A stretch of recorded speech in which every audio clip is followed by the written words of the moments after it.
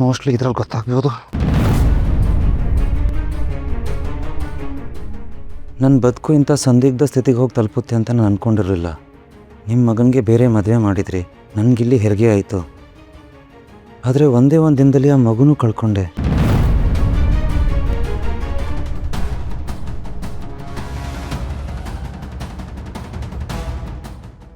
ನಿಮ್ಮ ಮಗ ಆ ರೌಡಿಗಳನ್ನ ಬಿಟ್ಟು ನನ್ನ ಮಗುನ ನನ್ನಿಂದ ಕಿತ್ಕೊಂಡ.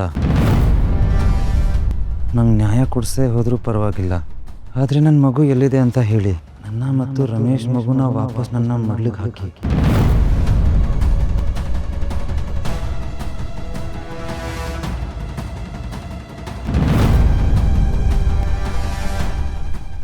ಅಂದರೆ ಪತ್ರ ಬರೆದಿರೋ ವರ್ಷ, ನಾನು ಮನೆಗೆ ಬಂದಿರೋ ವರ್ಷ ಒಂದಕ್ಕೊಂದು ಸಿಂಕ್ ಆಗ್ತಿದೆ. ಇದ್ರ ಬಗ್ಗೆ ಅಪ್ಪಂಗೆ ಕೇಳಿದ್ರೆ ಎಲ್ಲ ಪ್ರಶ್ನೆಗೂ ಉತ್ತರ ಸಿಗುತ್ತೆ.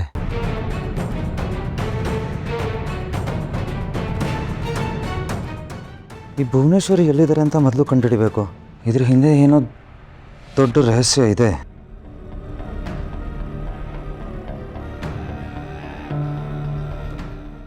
ಒಂದು ವೇಳೆ ಇವರೇ ನನ್ನ ತಾಯಿ ಆಗಿರ್ಬೋದಾ? ಅಂದ್ರೆ ನಮ್ಮಪ್ಪ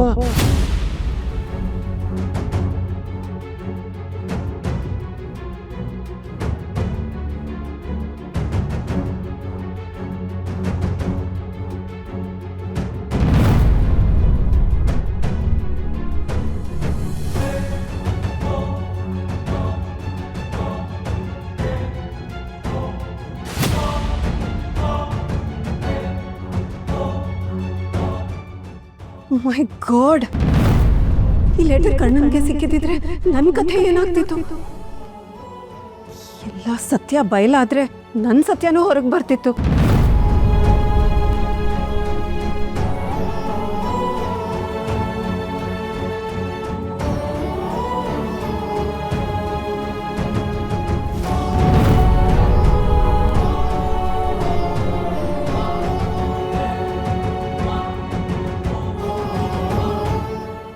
ಅಣ್ಣನಿಗೂ ಮಾಲ್ತಿಗೂ ಮದುವೆ ಆಗುವಾಗ ಭುವನೇಶ್ವರಿ ಅದನ್ನು ನಿಲ್ಸಕ್ಕೆ ಪ್ರಯತ್ನ ಮಾಡಿದ್ಲು.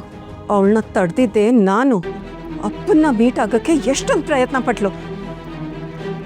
ಅದಕ್ಕೂ ನಾನು ಅವಕಾಶ ಕೊಡಲಿಲ್ಲ. ರೌಡಿಗಳನ್ನ ಕಳಿಸಿ ಹೊಡೆಸ್ದೆ, ಭಯ ಹುಟ್ಟಿಸ್ದೆ. ಕೊನೆಗೆ ಹೆತ್ತಿರೋ ಮಗನ್ನೇ ಕಿತ್ಕೊಂಡು.